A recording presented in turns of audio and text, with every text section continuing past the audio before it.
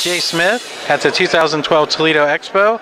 I'm here at the Retro RC booth with Mark Freeland, who's going to tell us a little bit about this beautiful model called the Sinbad. Hi, Mark. Hi, Mark Freeland, Retro RC. Retro RC is me.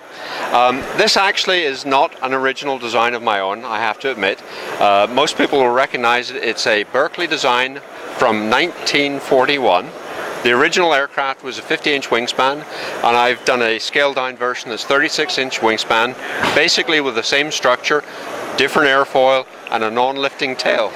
Olive Oil, the pilot, can be used to control an auto rudder if you build it free flight.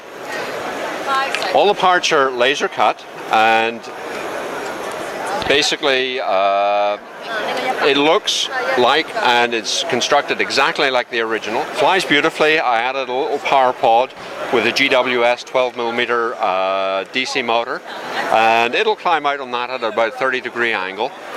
Weighs 5 or 6 ounces depending on what size battery you want to put in it and what you cover it in. This particular prototype has been covered in Solartex quarter scale fabric. Most people think I'm nuts, but I like my show planes to at least be durable enough to hand around the show for a year or two before I have to replace them.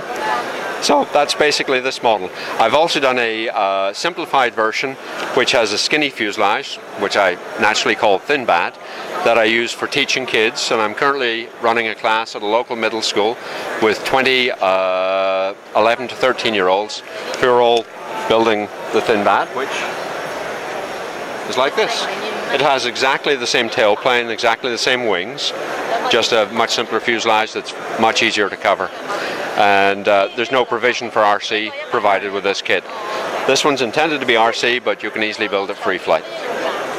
So, any questions, Jay? Yeah, tell me a little bit about the motor you use and the power pod. Oh, okay.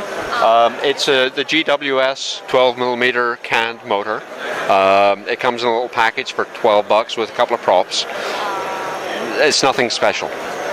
Draws about nearly 2 amps maximum, and gives about 2.5 to 3 ounces of thrust. So that's real simple. Well, it looks great, and you can look for a review of this model in Model Aviation magazine.